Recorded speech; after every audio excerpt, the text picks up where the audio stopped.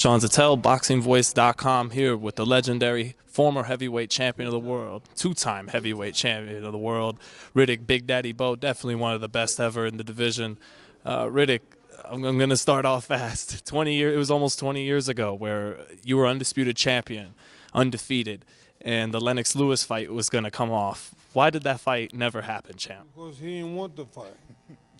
I was ready to go, good in great shape. Well, see, I think what scared him was he saw the first fight with Evander Holyfield, and once he saw how I looked and what great condition I was in, he didn't want no parts of me. So anytime he said he wanted to fight, he fought Mike Tyson for Holyfield. Why not me? Now, but why do people try to put it like it was you, Big Daddy Bowe, who didn't want the fight? They say because you put the BC in the trash can that it was you. Okay, what happened is this. Lennox Lewis kept playing games. And the thing was that, they're going to give me, I think, 30 days to make the fight happen.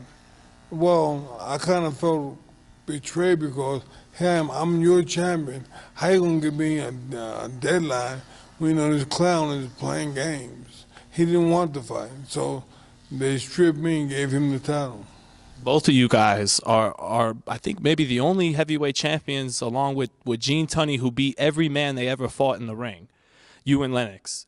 So if that fight would have happened, if he didn't play games like you said, would you have been the only guy to beat him that he wouldn't have got revenge on? Unequivocally. My style was impeccable compared to his. I mean, look at the guys who did not come out. All of them McCall, Nassim Rahman. They didn't hit nowhere close as hard as I hit. So he knew I was going to tap that ass, so he stayed away from me. You feel like he not only you, but he stood away from Mike and Evander in their 20s? He fought Mike and Evander when they were a little older. Right. So I'm younger than all of them, and I don't like them. What did you think when? Because people were saying when you knocked out Evander in the third fight that he was finished, but then he went on to beat Mike Tyson right after. What were you sitting at home thinking? Not only once did he beat Mike Tyson, he beat Mike Tyson. He beat Tyson twice. So I guess some people think they know everything. They just go to show you they don't know everything. You and Mike were two great champions from Brooklyn. It seemed like you guys had a lot of love for each other, and that fight never did happen.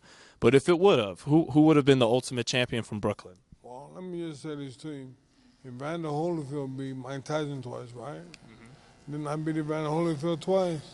So you tell me. And don't take a rocket scientist to figure that one out. Would your height been a little bit too much? I know my jab was impeccable. Because of my good jab, he wouldn't know how to get away from it. So that would have caused him a lot of trouble. My uppercut was vicious, so with him being short, that would have got him. And then he couldn't get on the inside, which way he did a lot of his damage. My left hand would have kept my back. And the thing is, at the end of the day, I wasn't intimidated by him. So that's why the fight never happened. I bet if he thought I was scared of him, he'd have took the fight. Riddick, at the end of the day, you had everything. You had a great jab, size, could fight guys on the inside. So why weren't you champion for the whole decade? Well, politics played a big part.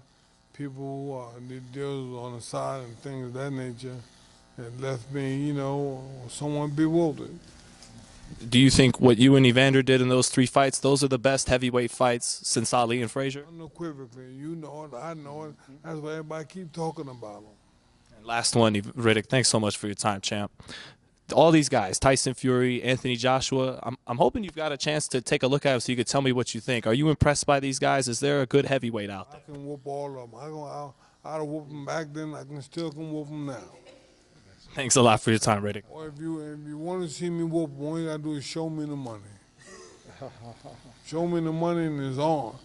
Joshua. Are these guys good, though, even though you think you would have beat them?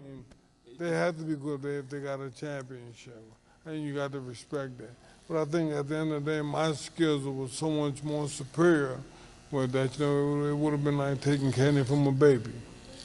And this really is the last one. Is the division getting better, though? Do you feel like the heavyweights are coming back? Well, I would like to see the division come back, but in all honesty, no, I don't see it getting any better. Thanks so much for your time, champ.